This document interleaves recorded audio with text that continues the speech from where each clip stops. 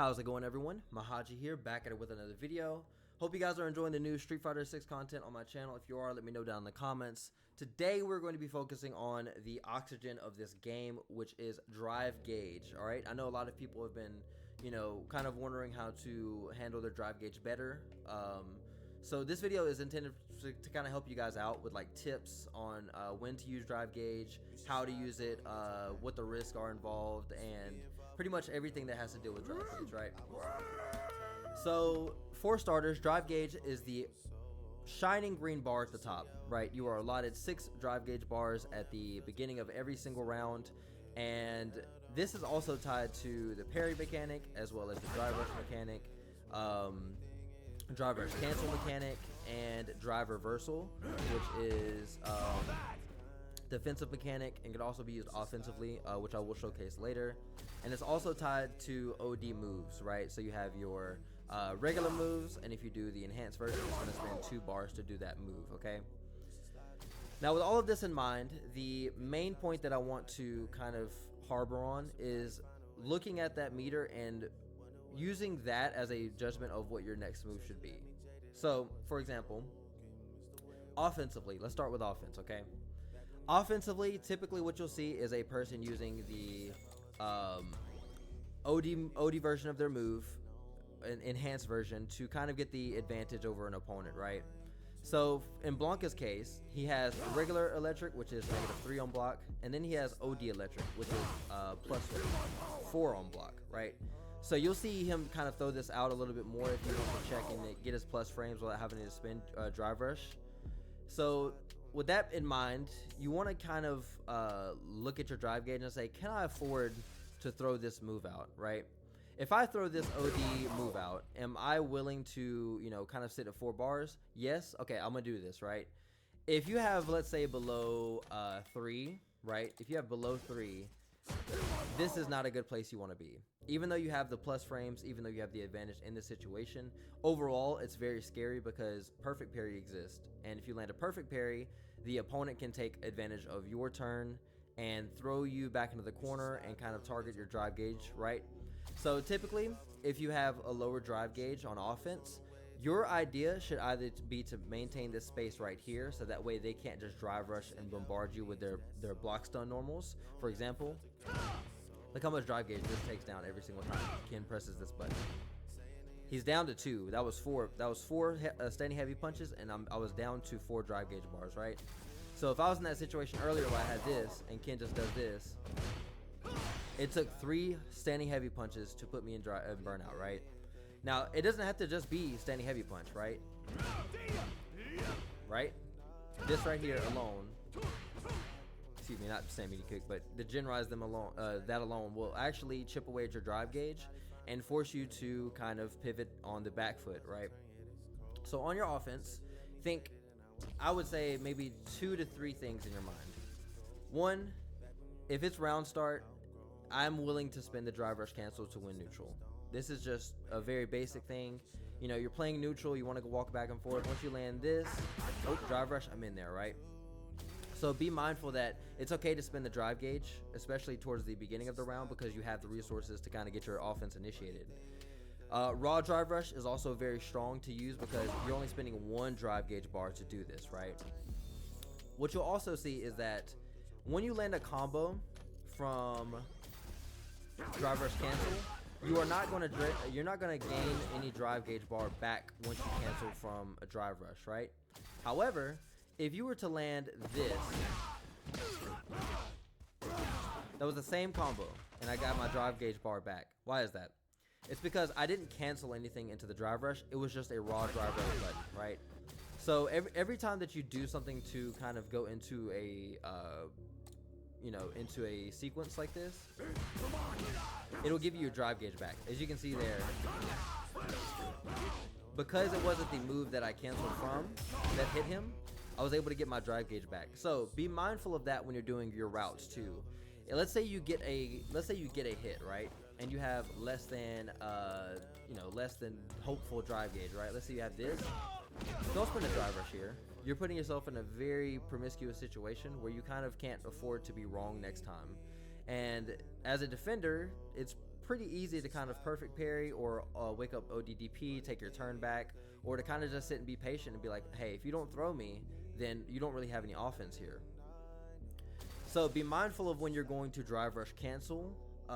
If you can hit confirm your buttons easier from the mid-range, it typically helps. That way you can kind of substantiate your decision making and say, hey, look, I know I'm really low on drive gauge, but I got the hit there. And that's all I needed to win, because maybe you have a win condition that you want to put them in. Typically, if I have Blanca's level 2, I know, hey, I know I just went down in drive gauge, but I'm going to put them in block stun here so I can go into level 2, which allows me to get all of my drive gauge back, right? Take them off like this. As you can see, right? Get my drive gauge back from level 2 activation, and then I just go from there. But typically, a lot of characters don't have level 2s or installs that allow them to do that. Let's say you're Jamie, you're Guile.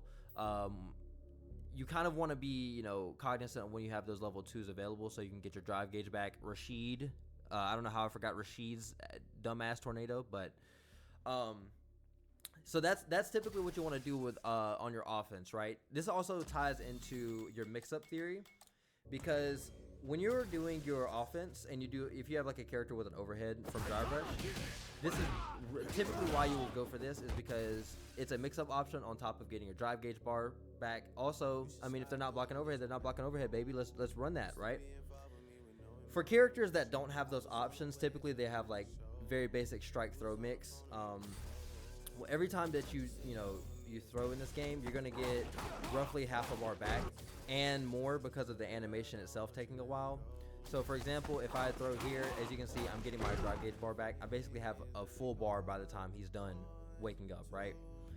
On punish counter, you'll have even more bar to work with because you're draining your opponent's bar. So I'm gonna switch to the emphasis of defense when it comes to using your drive gauge bar. Now, the first thing, I'm not going to talk about system mechanics because this is something that I see a lot of people do. All right, I'm going to put my bar up real quick, and I'm going to open your eyes real quick. I'm going to plant a seed, all right, in that little pretty brain of yours. Now, reversals in this game are very good, but not all the time, because when they're bad, they're super bad.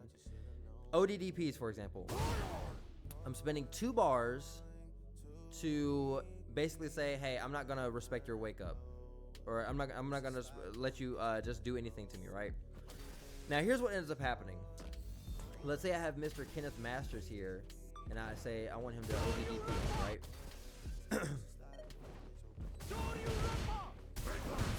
Oh, if I can get it. Oh my God, Mr. Kenneth Masters. Okay. Now take a look at his bar real quick. He had 1.5 bar left of drive gauge, okay? He started off with a full set of drive gauge, okay? And this is where I'm gonna kind of get math teacher on you guys.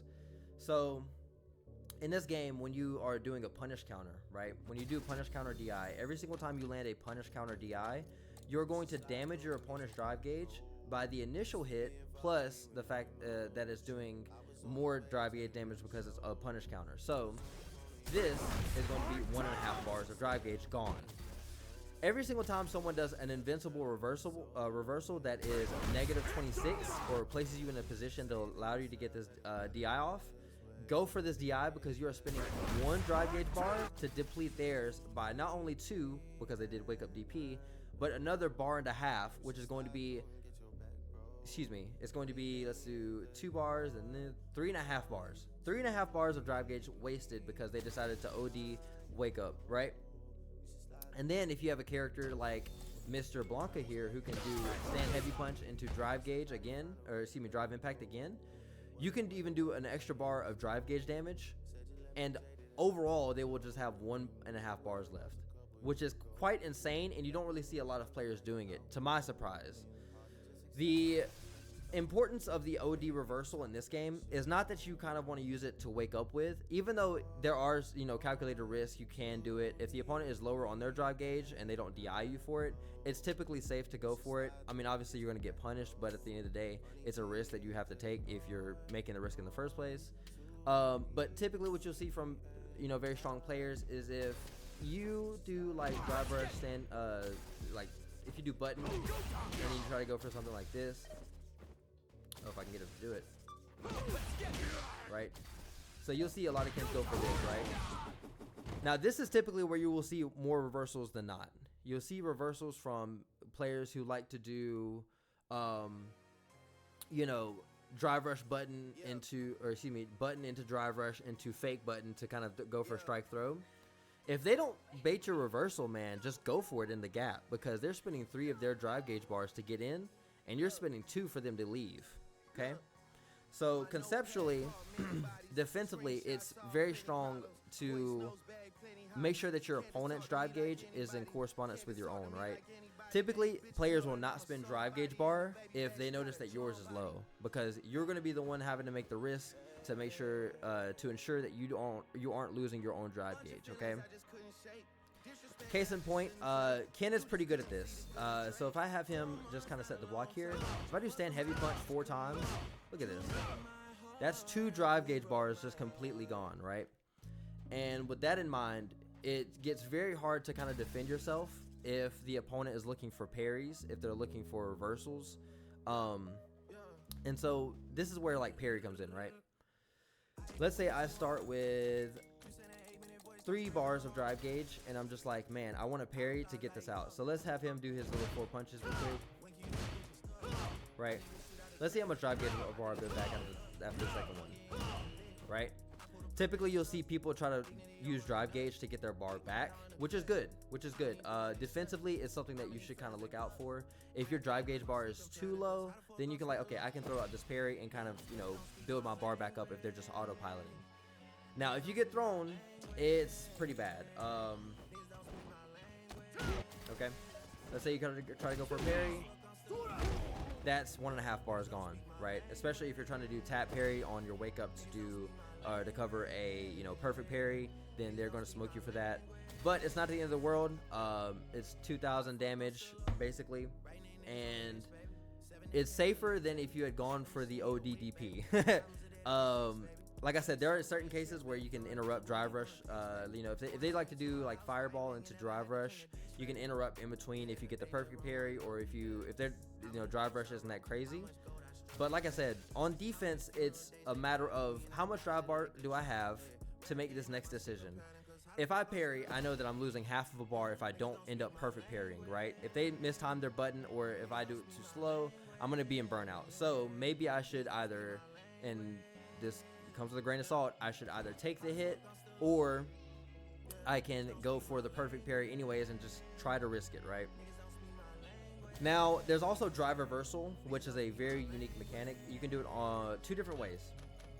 The first one is on block, right? What ends up happening is that you spend 2 drive gauge bars to kind of say, hey, get off of me. This will never kill. It contributes to gray health.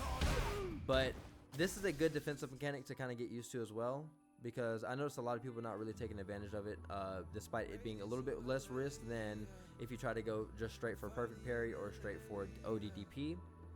It's only -6, so if you block it, you can get a throw on someone, right? So the amount of drive gauge damage that you're doing to the opponent is going to be a lot, but it's not nearly as bad as if you had done a DP, because they don't really typically get a crazy combo off of it anyways. It's only -6, so typically you'll have your your 6 frame medium buttons that they can kind of go into. Blanca doesn't have it, so I can't really show that at all, because I mean he doesn't have any fast medium buttons, but typically that's what you'll see players go for. Drive reversal is also good to interrupt that same sequence I was talking about earlier. So if you do like this, as you can see, interrupt the drive rush there. You can bait it depending on the button that you use. It just depends on how much block stun the button has, how much time you put the drive parry in your inputs. Couple things to kind of work around, but once you get used to kind of pressing forward plus drive rush, or excuse me, forward plus drive impact, you'll see it's a very good tool to kind of like stop someone's initiative and to kind of push them off of you. Now, some drive reversals are better than others. Blanca's, for example, his goes super far, so if you try to like neutral jump to bait like a DP, which doesn't work against him by the way, but if you try to neutral jump to bait like maybe a throw, or like to catch a delay tech, he'll shoot right under you, right? Ken, pretty good drive reversal. Some characters kind of stay right in place. Some kind of move a little bit forward. Some are Dawsums, which just straight up suck because the character—that's all the character has is a reversal, low key. So like I said, it just depends on a case-by-case basis. But overall, the next point I want to cover is OD moves. Now we've covered offense a little bit, we've covered defense a little bit. OD moves are where it's really at, because this is kind of where the big picture comes into play, right? Now everybody's OD reversal is typically 2 bars of drive gauge, and if it's blocked, you're messed up. But if it lands, I mean, you're not in the worst spot either. I mean, you spent 2 bars, but you're doing pretty good. Let's say you have not used your reversal and you're somehow down to 2 bars, right? Now the thing is that once you do an ODDP like this, and let's say the opponent punishes you earlier in the round, and you end up with maybe, let's say 4 bars, right?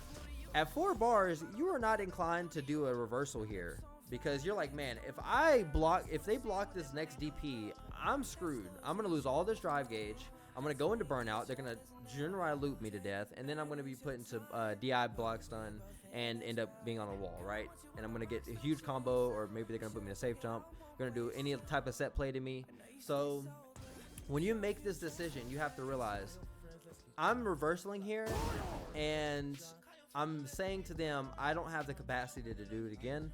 So that's when you want to start playing this mid-range a lot more, because the mid-range exists not only to be taken advantage of by drive rush, but also to defend against players trying to abuse your drive gauge against you. That's why you'll see a lot of Kens try to go for a stand heavy punch a lot, or excuse me, stand heavy kick, because even though they're not really looking for the whiff itself, it'd be good if it whiffed, right? For them, it'd be really good if it whiffed, but they're trying to chip away at this drive gauge here. So typically, from this mid-range, if they throw out stand heavy punch, if they throw out stand heavy kick, they're trying to chip away at your drive gauge. They're not trying to make you whiff. I mean, of course, they're doing both at the same time, but typically, if the main goal is like, hey, if you take 2 more hits of block stun, then you're screwed. Like, look at this, right?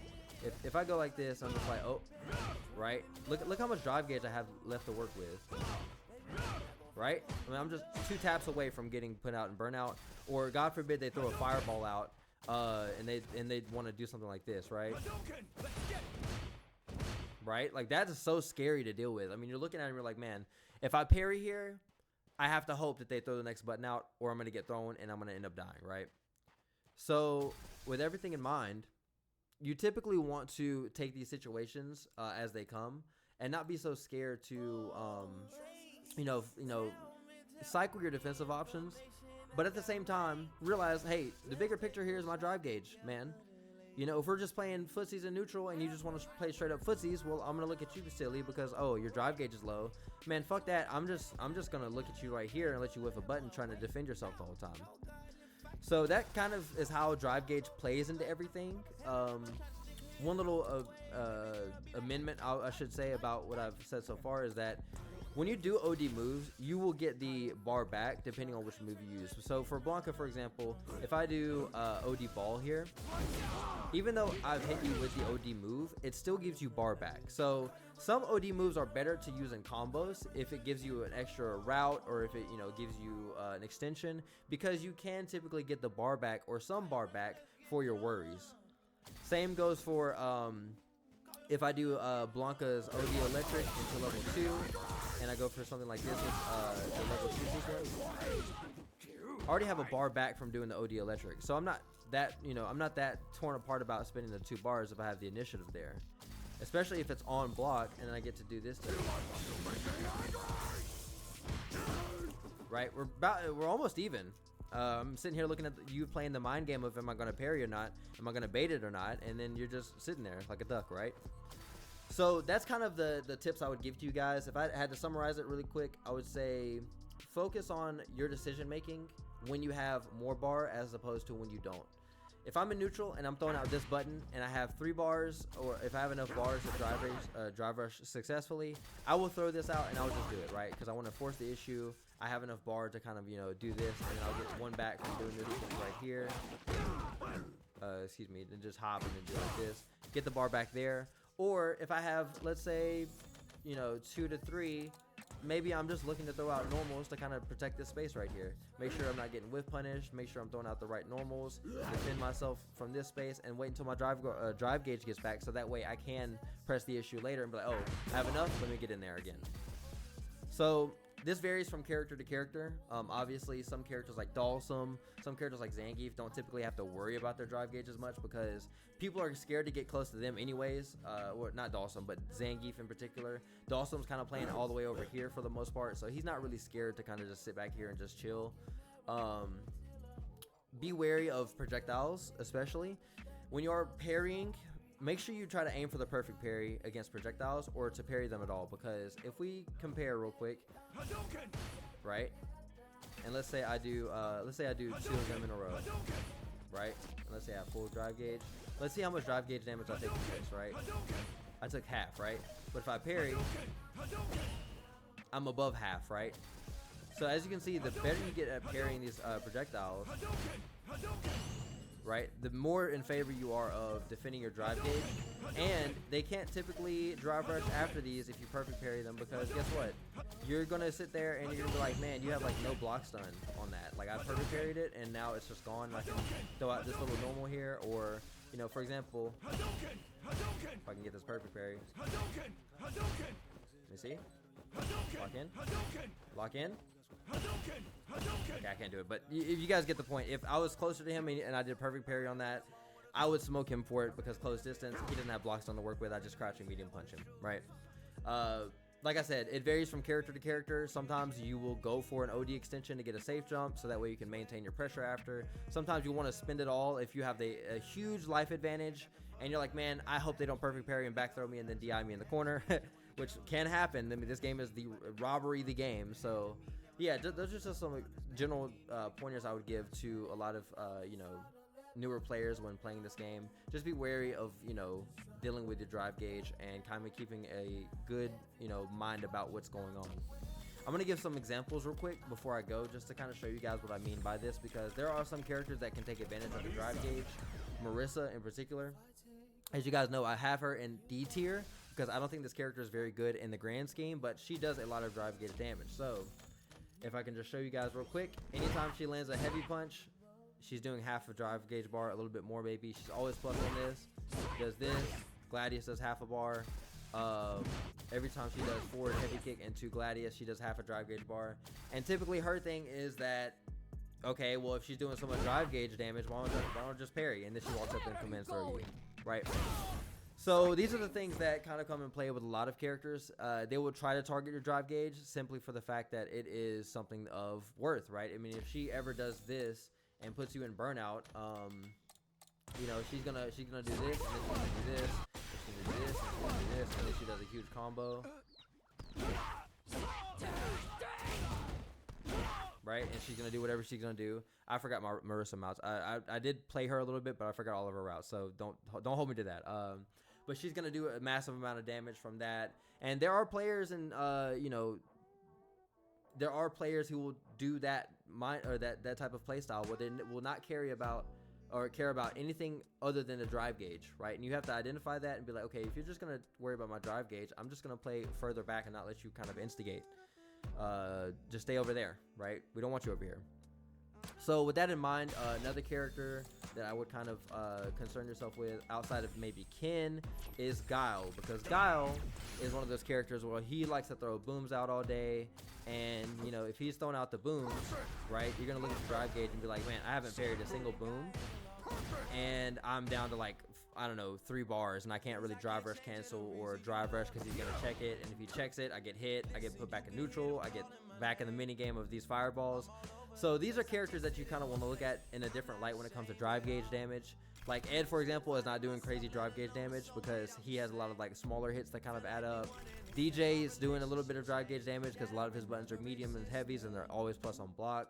JP's also doing a lot of drive gauge damage because he's got level 2. He's got a really good set heavy punch.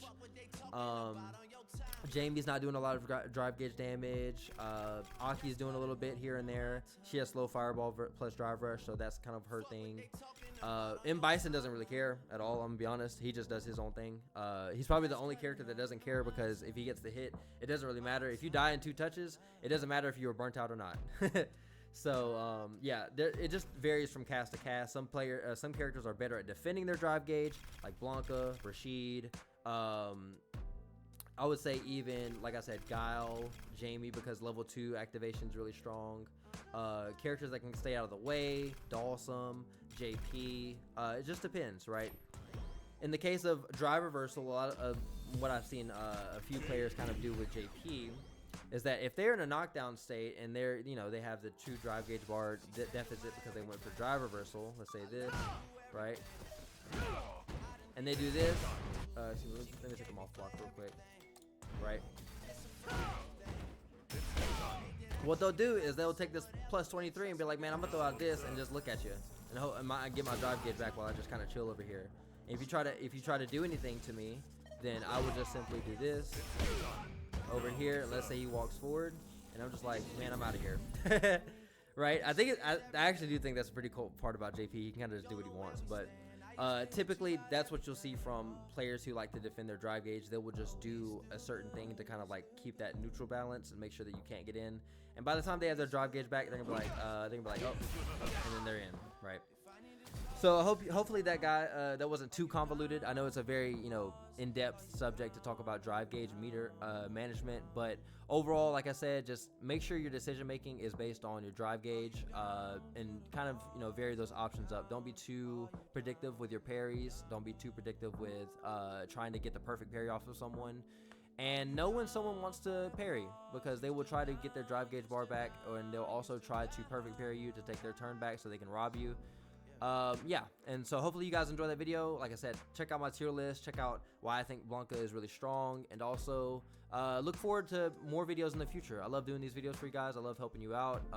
It helps me out as well to kind of like learn and go through the processes of decision making and how to get better at this game, because I want everyone to be good so I can play everyone. With that being said, like I said, guys, make sure you hit the like button, subscribe, and see you guys next time.